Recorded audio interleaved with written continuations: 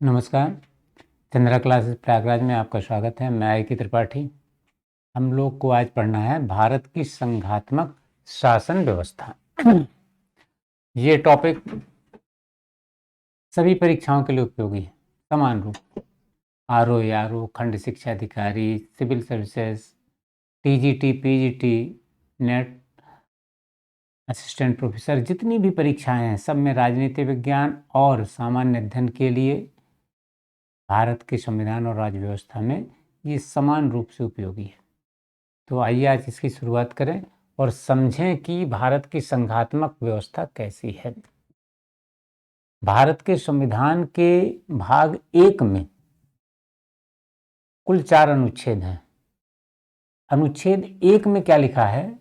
भारत अर्थात इंडिया राज्यों का संघ होगा तथा उसके राज्य क्षेत्र में वे सभी क्षेत्र शामिल होंगे जो पहली अनुसूची में उल्लेखित हैं।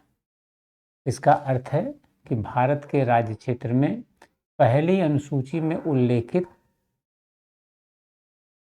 सभी राज्यों के राज्य क्षेत्र, सभी केंद्र शासित प्रदेशों के राज्य क्षेत्र और वे सारे क्षेत्र शामिल होंगे जो कि भारत द्वारा अर्जित किए जाए। अनुच्छेद 1 में ये लिखा है। अनुच्छेद 2 में क्या लिखा है? संसद जिन शर्तों को आवश्यक समझे उन शर्तों पर नए राज्यों को भारतीय संघ में प्रवेश दे सकती है या उनकी स्थापना कर सकती है। अर्थात नए राज्यों का एडमिशन जो है वो संसद कर सकती है।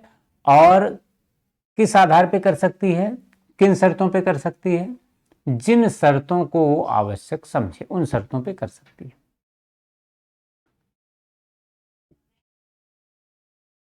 अनुच्छेद 3 में क्या लिखा है कि भारत की संसद भारत के राज्य क्षेत्र से नए राज्यों का निर्माण कर सकती है, राज्यों की सीमाओं में परिवर्तन कर सकती है, 2 या 2 से अधिक राज्यों को मिला के एक नया राज्य बना सकती है, किसी राज्य के राज्य क्षेत्र से कोई भाग निकाल के दूसरे राज्य में मिला सकती है, राज्यों के नामों में परिवर्तन कर सकती है।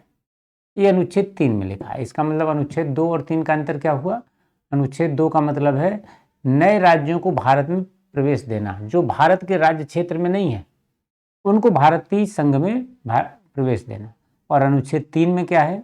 जो भारत के राज्य क्षेत्र में हैं उनमें से नए राज्यों का निर्माण करना। और इसके बाद में आता है अनुच्छेद नंबर 4।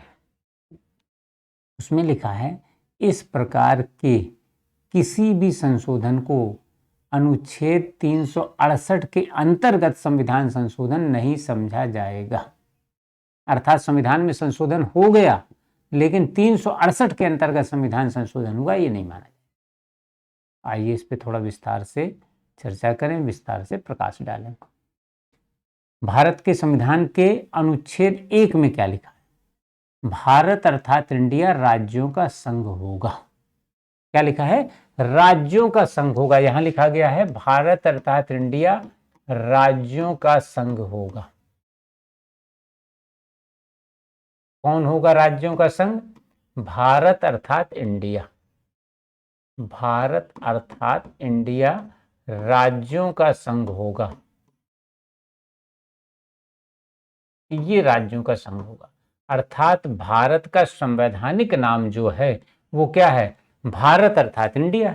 भारत अर्थात इंडिया भारत का संवैधानिक नाम। और इस नाम का उल्लेख अनुच्छेद 1 में किया गया। और ये क्या होगा? राज्यों का संघ। यहां केवल संघ नहीं लिखा है, फेडरेशन शब्द का प्रयोग यहां नहीं किया गया, यहां यूनियन ऑफ स्टेट्स का प्रयोग किया गया। इसका मतलब है कि संघ अलग अलग प्रकार से बनता है, क्योंकि अमेरिका में संघ के लिए फेडरेशन शब्द का प्रयोग किया गया है। और सामान्य रूप से संघ का अर्थ हम यही समझते हैं, फेडरेशन। पिछली क्लासेस में हमने इस पर चर्चा भी की है। लेकिन भारत में संविधान के भाग 1 के अनुच्छेद 1 में कहीं भी फेडरेशन शब्द का प्रयोग अनुच्छेद 1 में नहीं किया गया और वहां लिखा है यूनियन ऑफ स्टेट्स। तो हमें यह समझना है कि ये है क्या वास्तव में, फेडरेशन शब्द का प्रयोग क्यों नहीं किया गया, यूनियन ऑफ स्टेट्स का प्रयोग क्यों किया गया। और अमेरिका में तो भाई फेडरेशन शब्द का प्रयोग किया गया। इसका अर्थ है कि संघ अलग अलग प्रकार के हो सकते हैं, या संघ को हम मान लें कि उनके बनने के तरीके अलग अलग हो सकते हैं, संघ के निर्माण के तरीके अलग हो सकते हैं। समझने का प्रयास करें इसको जरा सा हम। संघ, इसके निर्माण के तरीके अलग हो सकते हैं, निर्माण के तरीके अलग अलग हो सकते हैं, तरीके या प्रकार, निर्माण के तरीके अलग अलग हो सकते हैं। इस आधार पे हम इसको कम से कम 2 भाग में तो बांट ही लेते हैं, 2 भाग में इसको बांट लेते हैं। निर्माण के तरीकों के आधार पे संघ को हम 2 भाग में बांट लें। एक कैसा होगा, एकीकरण के आधार पर निर्मित संघ, और दूसरा कैसा होगा, विभेदीकरण के आधार पर निर्मित संघ। एक होगा एकीकरण के आधार पर निर्मित संघ,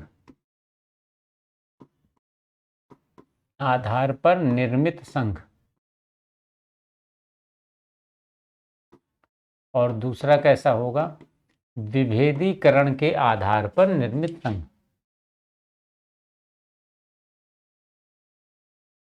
विभेदीकरण के आधार पर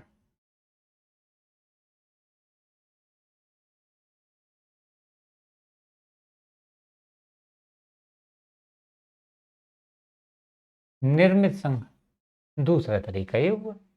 एक संघ एकीकरण के आधार पर बनेगा, दूसरा विभेदीकरण के आधार पर बनेगा। अब आपके दिमाग में एक प्रश्न उठ रहा होगा कि भारत का संघ कैसा है, एकीकरण के आधार पर बना है या विभेदीकरण के आधार पर बना है।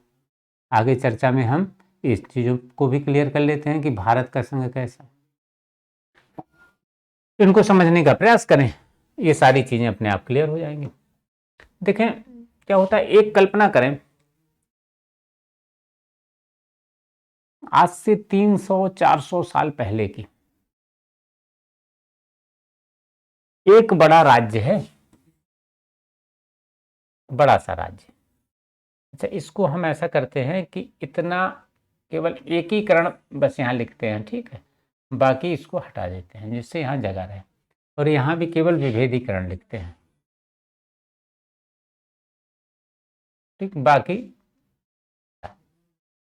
कल्पना करें 300-400 वर्ष पहले इसमें एक मान लीजिए बड़ा राज्य है। तो अब बड़ा राज्य है तो ये बड़ा राज्य निश्चित रूप से सैनिक रूप से भी संपन्न होगा, सैनिक सक्षमता,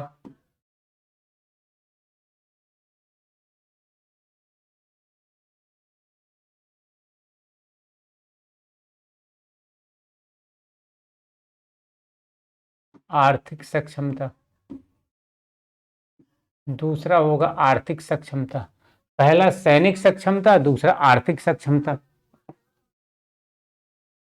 और यहीं पे जैसे देखें कि कुछ छोटे छोटे राज्य हैं,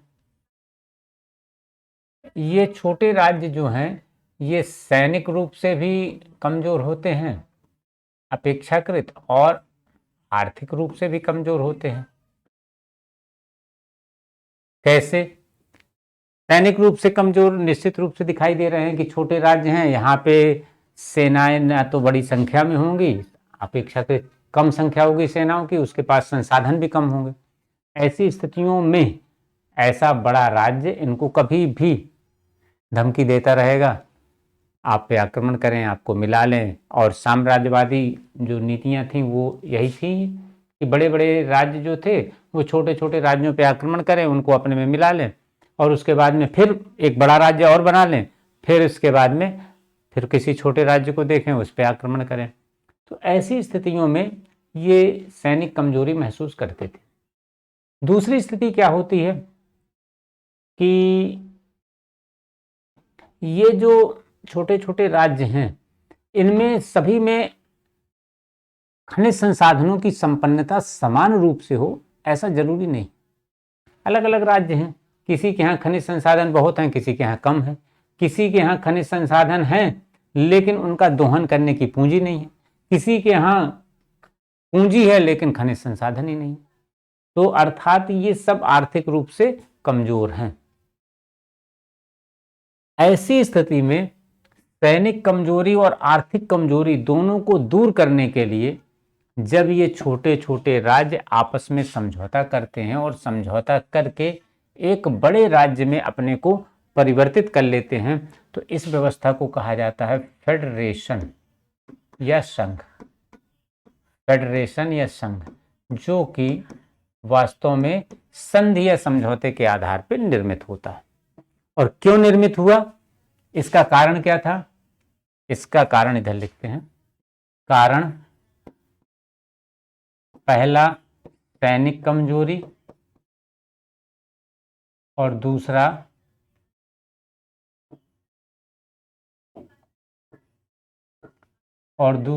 आर्थिक कमजोरी। पहला सैनिक कमजोरी और दूसरा आर्थिक कमजोरी।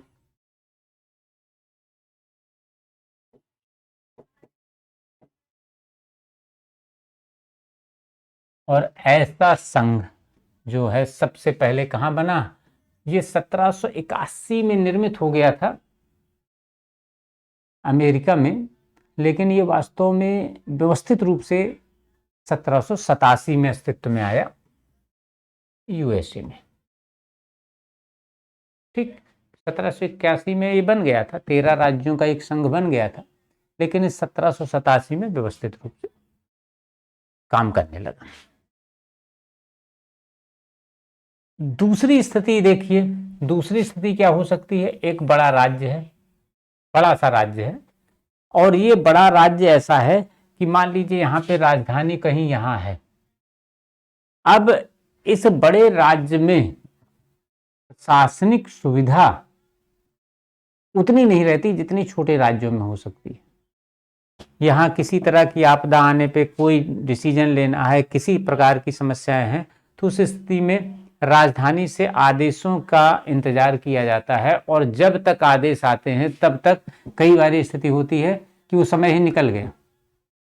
इसलिए ऐसी स्थितियों से बचने के लिए कई बार ऐसे बड़े राज्य अपने को 2 या 2 से अधिक छोटे राज्यों में विभाजित कर देते हैं और उन राज्यों के संघ में अपने को परिवर्तित कर लेते हैं। और ऐसी व्यवस्था सबसे पहले कहाँ आई, 1867 में कनाडा में।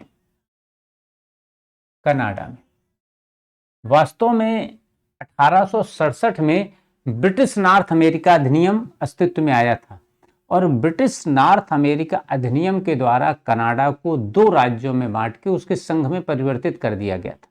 तो इस तरह से ये व्यवस्था सबसे पहले कनाडा में अस्तित्व में आई थी। और किस अधिनियम से अस्तित्व में आई थी ये, ब्रिटिश नॉर्थ अमेरिका अधिनियम से। यहाँ ऊपर लिख देते हैं, ये आई थी ब्रिटिश नॉर्थ अमेरिका अधिनियम से, नॉर्थ अमेरिका अधिनियम से,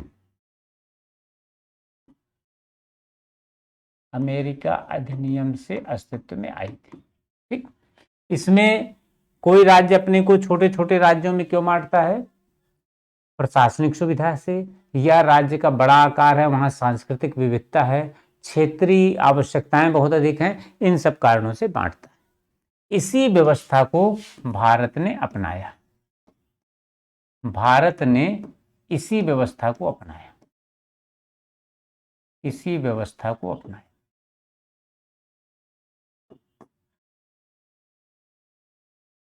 इसका मतलब यह है कि भारत का संघ जो है वो विभेदीकरण के आधार पर बना हुआ है। इसका मतलब यही है, भारत का संघ विभेदीकरण के आधार पर बना है, जिसमें एक बड़े राज्य ने अपने को छोटी छोटी इकाइयों में विभेदीकृत करके उसके संघ में परिवर्तित कर लिया। अब आगे कुछ चीजें और देखना है। वो क्या देखना है कि ये जो संघात्मक शासन व्यवस्था समझौते से आई है, ये क्या है, राज्यों के बीच समझौते का परिणाम है। और इसका मतलब है समझौता कभी भी टूट सकता है, अर्थात संघ कभी भी नष्ट हो सकता है। अर्थात यहां पे संघ जो होता है संघ नाशवान होता है।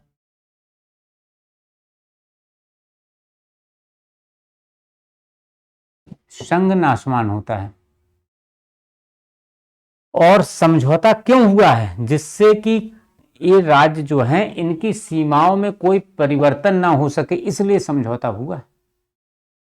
तो समझौते की शर्त के रूप में हमेशा एक बात रहती है कि राज्य शर्त रखते हैं कि हमारी सीमाओं में किसी प्रकार का परिवर्तन हमारी सहमति के बिना नहीं किया जाएगा। अर्थात परिवर्तन तो हो सकता है, लेकिन उस राज्य की सहमति से हो सकता है, उस राज्य की सहमति के बिना नहीं हो सकता। अर्थात राज्यों की सीमाएं जो हैं वो स्थिर रहती हैं। इसका मतलब है राज्य अविनाशी होते हैं, अर्थात राज्य जो हैं वो अविनाशी होते हैं।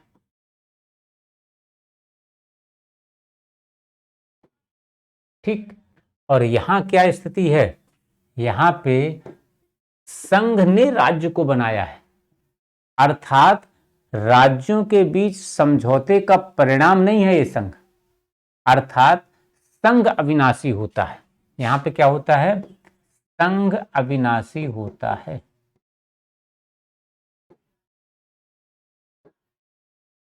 और दूसरी चीज क्या होती है? राज्य ने प्रशासनिक सुविधा या अन्य किसी आवश्यकता की पूर्ति के लिए राज्यों को बनाया है। तो संघ को जब भी आवश्यकता होगी वो इसे और छोटे छोटे राज्यों में बांट सकता है, जितने चाहे उतने छोटे राज्यों में विभाजित कर सकता है, जब चाहे तब कर सकता है। इसका मतलब है राज्यों का जीवन सुरक्षित नहीं है, राज्य नाशवान होते हैं, कभी भी नष्ट हो सकते हैं।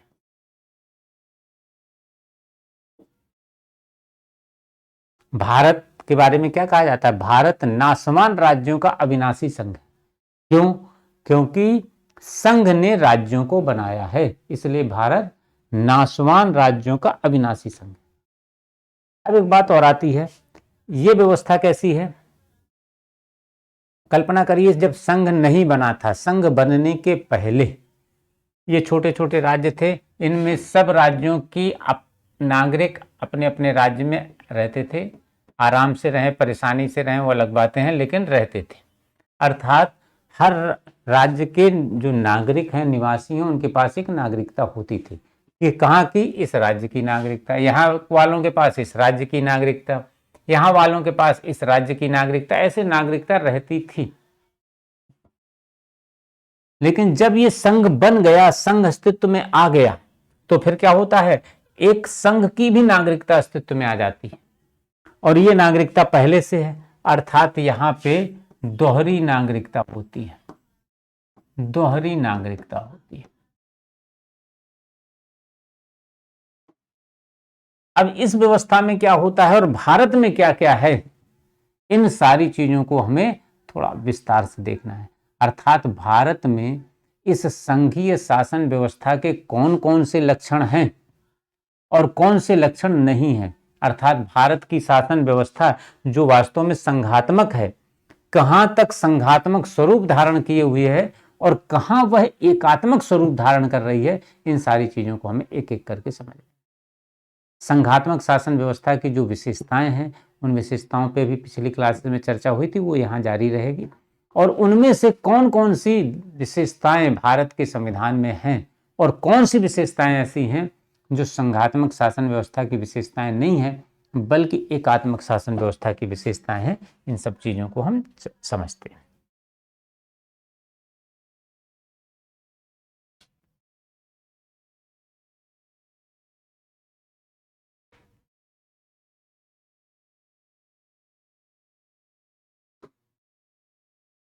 भारत का संविधान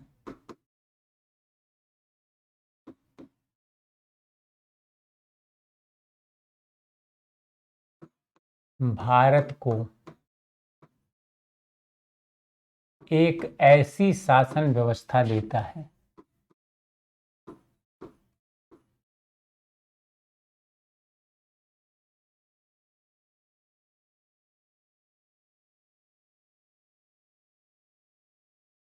एक ऐसी शासन व्यवस्था देता है जिसमें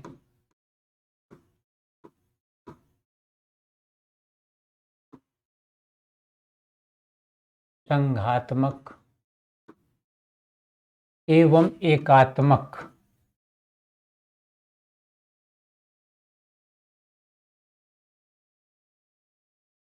दोनों प्रकार के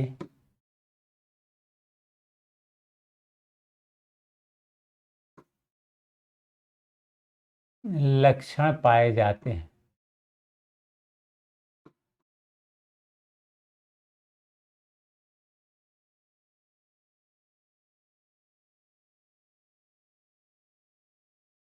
लक्षण पाए जाते हैं। भारत का संविधान भारत को एक ऐसी शासन व्यवस्था दे रहा है जिसमें संघात्मक और एकात्मक दोनों प्रकार के लक्षण पाए जाए। दोनों लक्षण हैं भारत के। अब सबसे पहले हम संघात्मक शासन व्यवस्था के लक्षण लिखें। इसको ऐसे लिखें, भारत में संघात्मक शासन व्यवस्था के लक्षण। संघात्मक शासन व्यवस्था के लक्षण।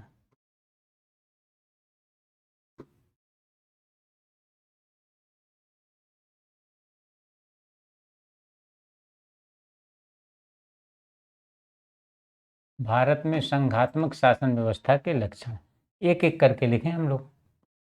पहला क्या है? सबसे बड़ा लक्षण होता है, सबसे प्रमुख लक्षण होता है शक्तियों का विभाजन स्पष्ट रूप से हो, संविधान के द्वारा हो, और वह लक्षण भारत में है। भारत में संविधान के द्वारा शक्तियों का स्पष्ट विभाजन किया गया है। संघ सूची, राज्य सूची और संवर्ती सूची बनाई गई है, और संघ सूची के विषयों पे संसद कानून बनाती है, राज्य सूची और संवर्ती सूची पे राज्य कानून बनाते हैं। विशेष स्थितियों में राज्य सूची के विषयों पे या संवर्ती सूची पे संसद कानून बनाती है। तो पहला क्या है? शक्तियों का विभाजन। शक्तियों का विभाजन, और ये विभाजन स्पष्ट रूप से दिखाई देता है भारत के संविधान की 7वीं अनुसूची जो है, संविधान की 7वीं अनुसूची में, संविधान की 7वीं अनुसूची जो है, 7वीं अनुसूची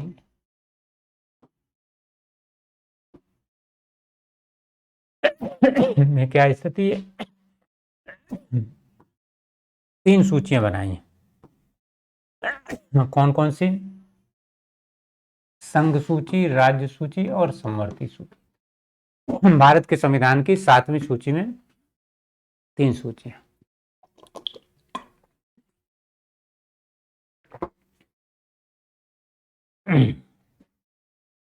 कौन सी? संघ सूची, राज्य सूची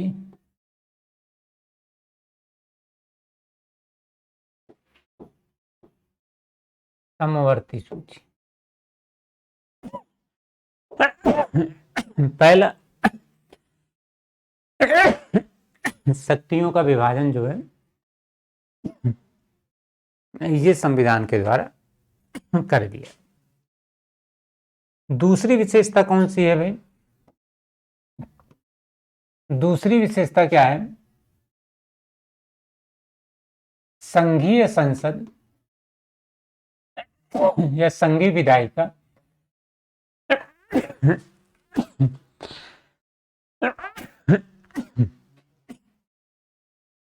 दूसरी विशेषता होती है संघीय विधायिका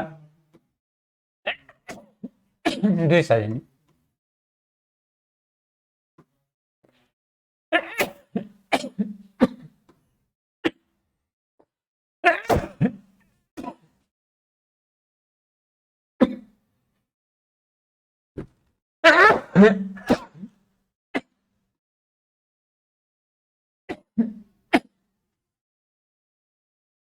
दूसरी विशेषता है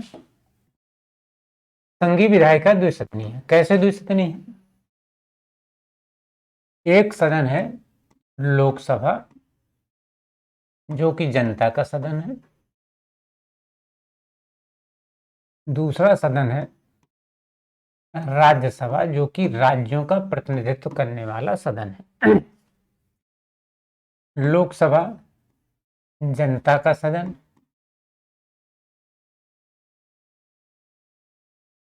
और दूसरा राज्यसभा राज्यों का सदन, राज्यों का सदन।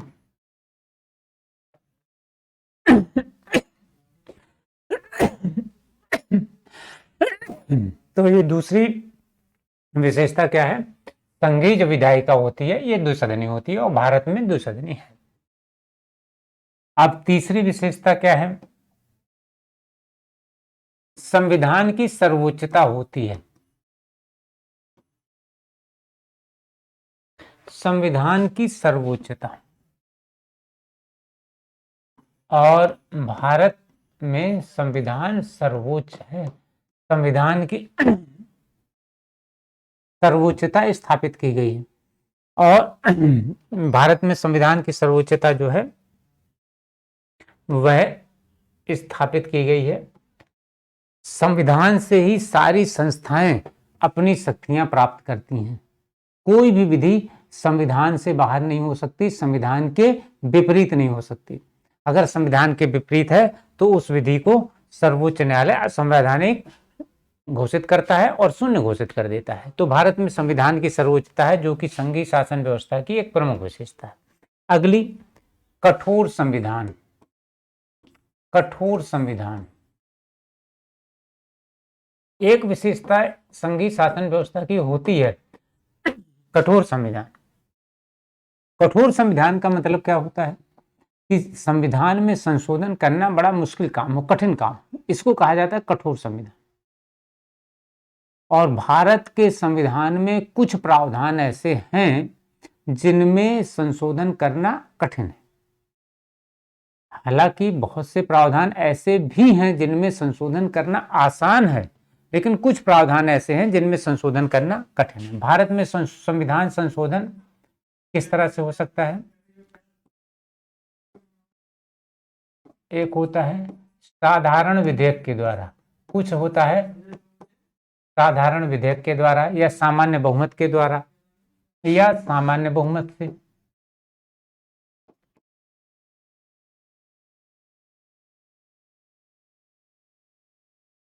और दूसरा क्या होता है? संसद के दोनों सदनों के विशेष बहुमत से, अर्थात 2/3 बहुमत से। ठीक, 2/3 बहुमत से, ब्रैकेट में लिख लें विशेष बहुमत से।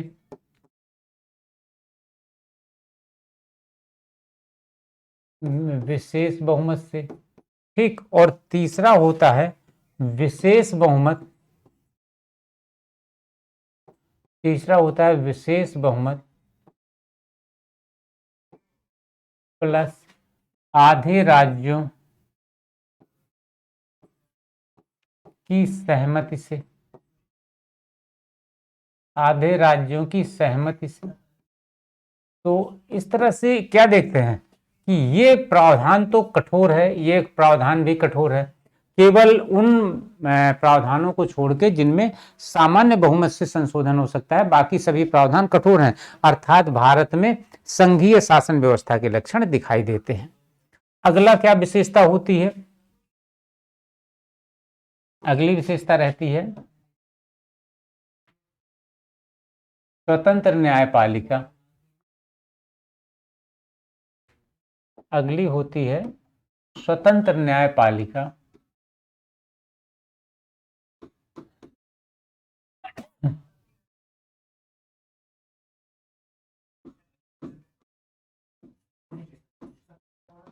और भारत में स्वतंत्र न्यायपालिका है। भारत में स्वतंत्र न्यायपालिका है। न्यायपालिका की स्वतंत्रता भारत में 3 आधारों पर बहाल की गई है। कौन से 3 आधार हैं? एक, सर्वोच्च न्यायालय में या उच्च न्यायालय में न्यायाधीशों की नियुक्ति की प्रक्रिया। पहली है न्यायाधीशों की नियुक्ति की प्रक्रिया के संदर्भ में।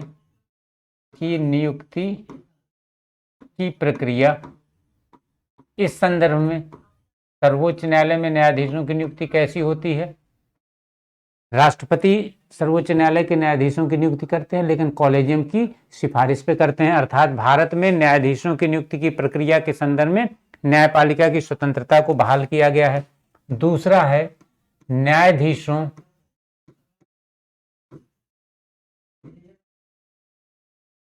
की पदावधि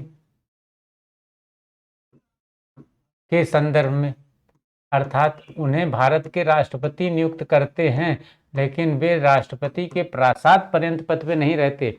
उन्हें संसद के दोनों सदनों के विशेष बहुमत से पारित प्रस्ताव पर पद से हटाया जा सकता है, अन्यथा पद से हटाया नहीं जा सकता। तीसरी स्वतंत्रता कहां दी गई है?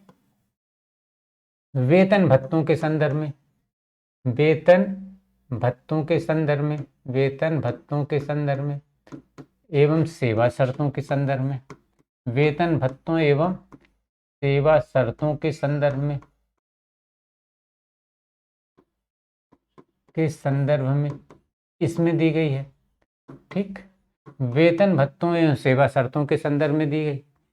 अर्थात सर्वोच्च न्यायालय के न्यायाधीशों के वेतन भत्ते जो हैं वो संसद विधि बना के निर्धारित करती है और वो भारत की संचित निधि से दिए जाते हैं।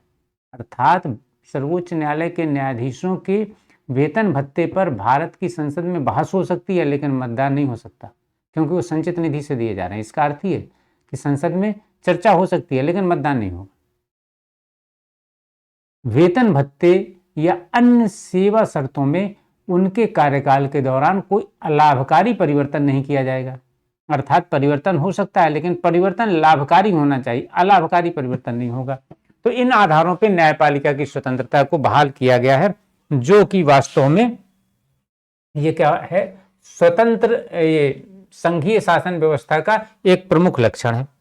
लेकिन अब एक बात ये आती है कि भारत के संविधान को कहा जाता है अर्धसंघीय, कहा जाता है अर्धसंघीय। हालांकि सर्वोच्च न्यायालय ने कह दिया कि भारत का संविधान संघात्मक स्वरूप धारण किए है, लेकिन इसमें कुछ विशेषताएं ऐसी हैं जो कि एकात्मक शासन व्यवस्था वाली प्रतीत होती है। अर्थात भारत का संविधान संघात्मक है, लेकिन उसमें कुछ लक्षण एकात्मक स्वरूप के भी हैं। इसको भी हम देख लें, इसको अगले पेज पे देख लेते हैं। भारत के संविधान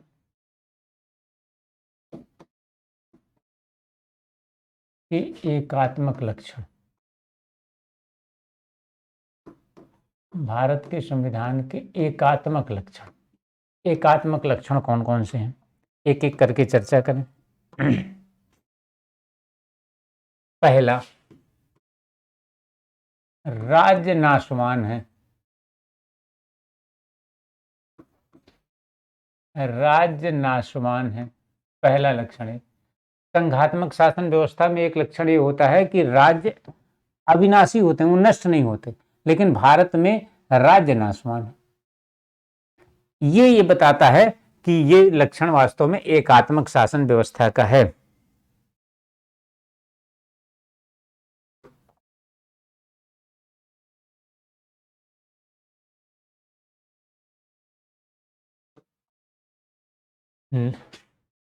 नंबर दो यहां लिखें, नंबर दो, केंद्र शक्तिशाली है। नंबर दो ऐसे लिखें, केंद्र शक्तिशाली है। केंद्र किस किस तरह से शक्तिशाली है? कई प्रकार है, कई आधारों पे हम बता सकते हैं केंद्र शक्तिशाली है। जैसे विशेष स्थितियों में वह राज्य सूची के विषयों पे कानून बना सकता है। आगे चल के हम इस सब पे डिटेल डिस्कस करेंगे, क्योंकि किन किन विषयों पे कानून बनाता है। जब हम केंद्र राज्य संबंध को पढ़ेंगे तो केंद्र राज्य विधायी संबंधों में इसको हम विस्तार से पढ़ेंगे। आर्टिकल 249, 250, 252, 253, इनमें जो प्रावधान है वो संघ को उन विशेष स्थितियों में राज्य सूची के विषयों पे कानून बनाने का अधिकार देते हैं। अर्थात केंद्र शक्तिशाली हुआ। कार्यपालिक रूप से वह कैसे शक्तिशाली? आर्टिकल 256, 257, 256 में क्या प्रावधान है कि राज्यों की कार्यपालिका शक्ति का प्रयोग इस तरह से किया जाएगा कि संघ की विधायी शक्ति में कोई अड़चन ना है। और 257 में क्या है, राज्यों की कार्यपालिक शक्ति का प्रयोग इस प्रकार किया जाएगा जिससे संघ की कार्यपालिक शक्ति के प्रयोग में अड़चन ना आए, अर्थात संघ की विधायी शक्ति और कार्यपालिक शक्ति के प्रयोग में अड़चन ना आने पाए, इस तरह से राज्य अपनी कार्यपालिक शक्तियों का प्रयोग करें। इसके अलावा राज्यों में संवैधानिक तंत्र विफल होने के आधार पर वहां की मंत्रिमंडल को बर्खास्त करके और विधानसभा को निलंबित करके या भंग करके उस राज्य में राष्ट्रपति शासन लागू किया जा सकता है। और उस स्थिति में सभी कार्यपालिक और विधायी शक्तियां केंद्र के पास चली जाती हैं। जब राष्ट्रीय आपात लागू होता है, उस राष्ट्रीय आपातकाल के दौरान भी भारत का शासन का स्वरूप एकात्मक हो जाता है। तो इस तरह से केंद्र शक्तिशाली है, जो कि भारत में संविधान में एकात्मक लक्षण का प्रतीक है। ठीक, अगला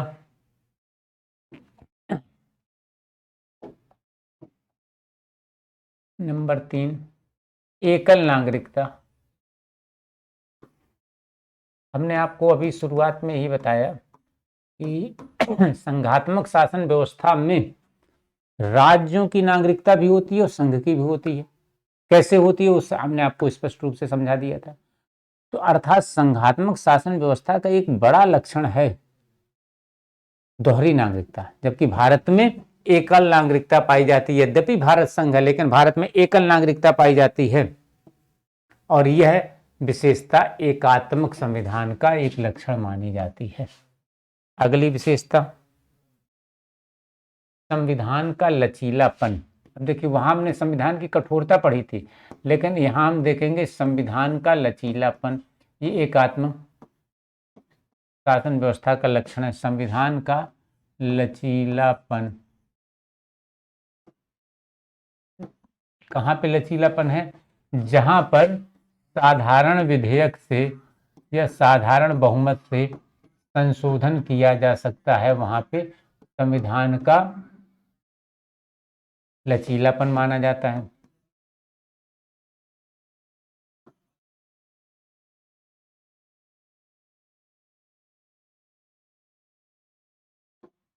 संविधान संशोधन होगा। एक विशेषता और क्या होती है, 5वीं, वो क्या होती है कि संघात्मक शासन व्यवस्था में संघीय संसद जो होती है वो द्विसदनी होती है। कैसी होती है? संघीय संसद द्विसदनी। ठीक, संघीय संसद द्विसदनी होती है। ठीक, द्विसदनी। अब द्विसदनी में से एक सदन कौन सा होता है? राज्यों का, और दूसरा सदन होता है जनता का। दूसरा सदन कहलाता है जनता का सदन। जनता का सदन।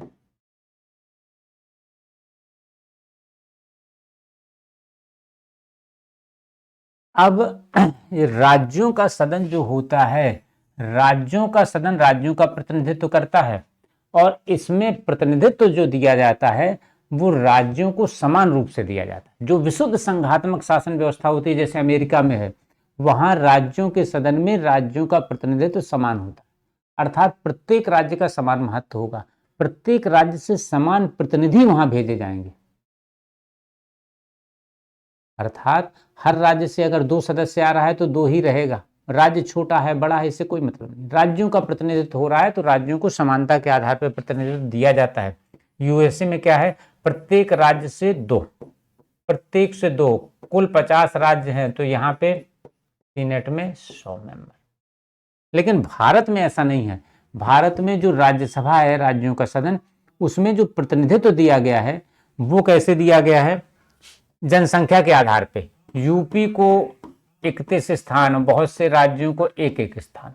अर्थात ये स्थिति है कि भारत में राज्यों के सदन में राज्यों को समानता के आधार पर प्रतिनिधित्व नहीं दिया गया है, बल्कि आबादी के आधार पर प्रतिनिधित्व दिया गया है, जो कि एकात्मक शासन व्यवस्था का लक्षण हो सकता है, संघात्मक का तो बिल्कुल भी नहीं है। इस लाइन को लिख लें हम।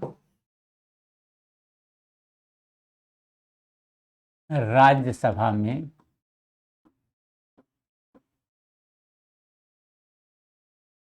राज्यों का असमान प्रतिनिधित्व।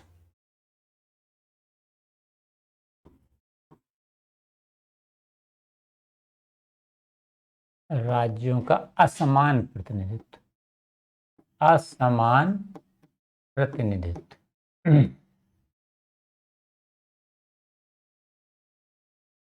ठीक।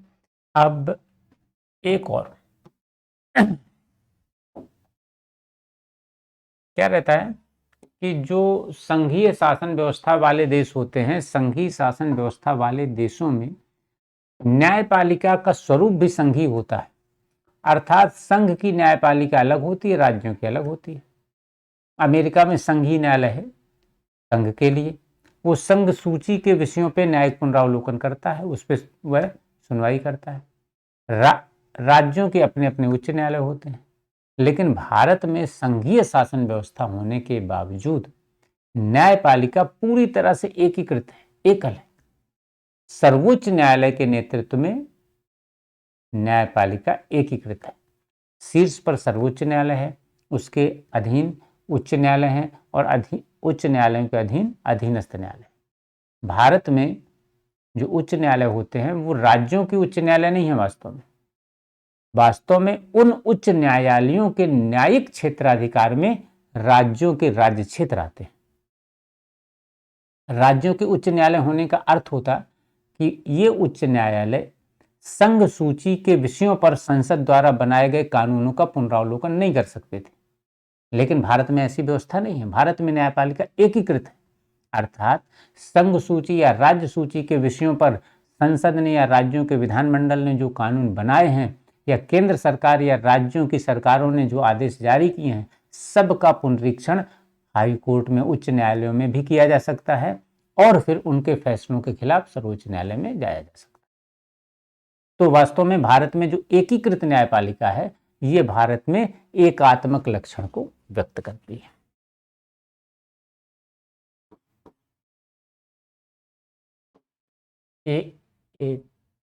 एकीकृत न्यायपालिका लिखना होगा, एकात्मक लक्षण नहीं, एकीकृत न्याय।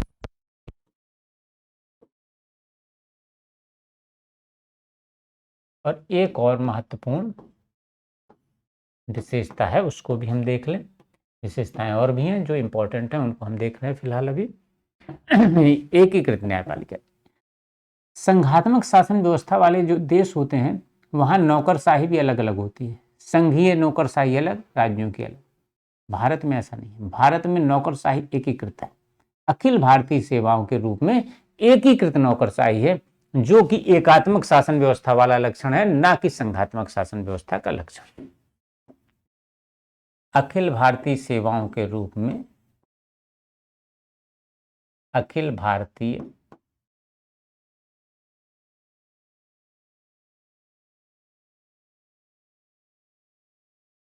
सेवाओं के रूप में एकीकृत नौकरशाही, एकीकृत नौकरशाही, नौकरशाही, तो इस तरह से एकात्मक शासन व्यवस्था के लक्षण है। लेकिन वास्तव में इन लक्षणों के होने के बावजूद भारत का संविधान संघात्मक संविधान है, और भारत में संघात्मक शासन व्यवस्था है, जो कि ये कहा जा सकता है कि विशेष परिस्थितियों में एकात्मक स्वरूप धारण कर लेती है, या एकात्मक स्वरूप की ओर झुक जाती है, एकात्मकता की ओर झुक जाती है। लेकिन वास्तव में मूल रूप से भारत की शासन व्यवस्था संघात्मक शासन व्यवस्था। तो इसमें आज यहीं तक। अगली क्लास में हम पढ़ेंगे राज्यों का पुनर्गठन। संसद को जो शक्ति प्राप्त है अनुच्छेद 2 और 3 में, उसके आधार पर भारत में राज्यों का पुनर्गठन कैसे हुआ, इन सारी चीज़ों को हम अगली क्लास में पढ़ेंगे। आज की क्लास में भारत में संविधान की जो संघात्मक शासन व्यवस्था है उसको हमने समझा, और हमारे RO के बैच, TGT PGT के बैच, या अभी जो KVS का फॉर्म आप भरने जा रहे हैं उसके बैच चंद्रा क्लासेस प्रयागराज में सभी विषयों के, केवल पॉलिटिकल साइंस नहीं, सभी विषयों के ऑनलाइन ऑफलाइन दोनों संचालित हो रहे हैं। और KVS PRT का बैच भी स्टार्ट हो रहा है, ऑफलाइन और ऑनलाइन दोनों। तो आप हमारे हेल्पलाइन नंबर पे कॉल करके जिस बैच को आप परचेज करना चाहते हो, जिस बैच में आप ज्वाइन करना चाहते हो, उस बैच के संबंध में जानकारी मंगा सकते हैं। तो हमारे हेल्पलाइन नंबर पे कॉल करें या हमारे ऑफिस में आनंद भवन के सामने हमारा ऑफिस है, वहाँ पे आप आके संपर्क कर सकते हैं। तो अगली क्लास में हम पढ़ेंगे राज्यों का पुनर्गठन। Thank you.